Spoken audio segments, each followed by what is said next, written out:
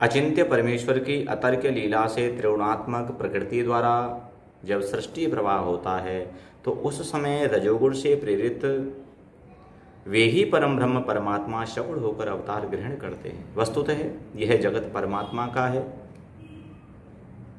और परमात्मा का लीला विलास है। लीला रमण का आत्म विरमण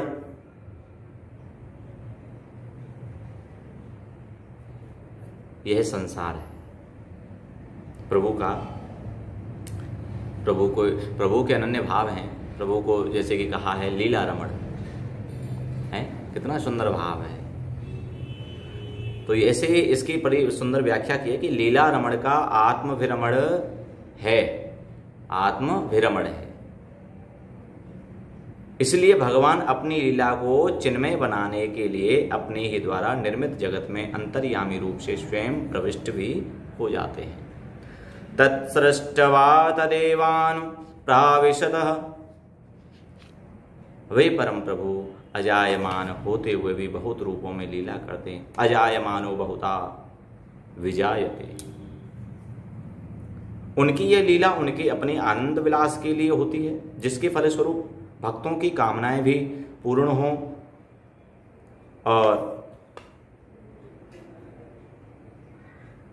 भगवत कृपा भी भक्तों के ऊपर होती रहे। ऐसा भगवान का भाव रहता है भक्तों के प्रति। भगवान का अपने नित्य धाम से पृथ्वी पर लीला अवतरण ही अवतार कहा जाता है। भगवान अनेकानेक दिव्य स्वरूपों में लीला करने आते हैं। यह नहीं है कि भगवान पहले ही लीला करने आते थे, भगवान आज भी आते हैं। ना जाने किस भाव में आते हैं, किस स्वरूप में आते हैं, ये हम नहीं जानते। हम कब जान सकते हैं? जब हम भगवान की दिव्य भक्ति करते हैं, भगवान की अगर उपासना करते हैं सरल बन करके, कुछ दिखा करके नहीं। दिखावटी से भगवान प्रसन्न नहीं होते। भगवान तो केवल भाव से और सरलता से, हाँ, तो ही भगवान रीझे, ना तो ना ही रीझे। ये भगवान की सुंदर स्वरूपता जो है, सुंदर सुगमता, अनन्य भक्ति का जो प्रादुर्भाव है, भगवान का जो लीलाओं का प्रादुर्भाव है भक्ति स्वरूप में, ये भक्तों को ही प्राप्त होता है, आम इंसान को प्राप्त नहीं होता है। ये सत्य है।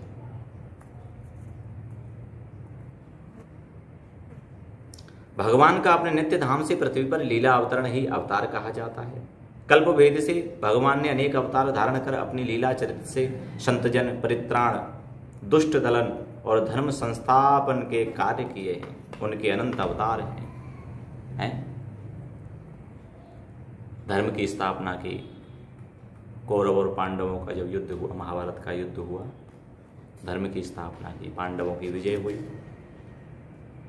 अधर्म के ऊपर धर्म की विजय।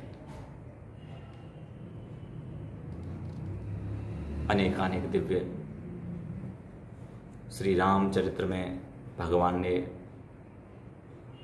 उस भाव को प्रकट किया है कि पिता की भक्ति बेटे के हृदय में होनी चाहिए, मातृभक्ति बेटे के हृदय में होनी चाहिए, संतान के हृदय में होनी चाहिए। हमको पृथ्वी पर रह करके, इस धरा पर रह करके मर्यादा में जीवन व्यतीत करना चाहिए। अमर्यादित नहीं होना चाहिए। घर में रहें या बाहर रहें, मर्यादा में रहें। ये नहीं कि हम बाहर मर्यादा में रहें और घर में अमर्यादा में रहें, नहीं। श्री राम ने यह हमको संदेश दिया है प्रभु ने।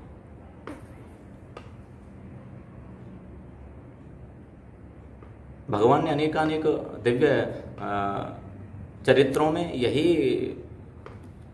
हमको भाव स्वरूप में फल ग्रहण कराया है कि आप सरल बन के रहो, मेरी भक्ति करो, सरल बन के करो, मेरी भक्ति सरल बन के करो। आप जितने सरल होते चले जाएंगे, मान सम्मान को एक साइड में रख देंगे, लाभ हानि को एक साइड में रख देंगे, यश अपयश को एक तरफ रख देंगे,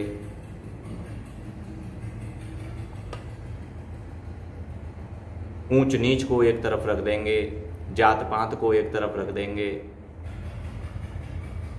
और सिर्फ भगवान के हो जाओ, तो भगवान हमारे ऊपर कृपा करते हैं, हमको दिव्य दर्शन देते हैं और हमको अपने आप में लीन कर लेते हैं, अपने आप में समर्पित कर लेते हैं।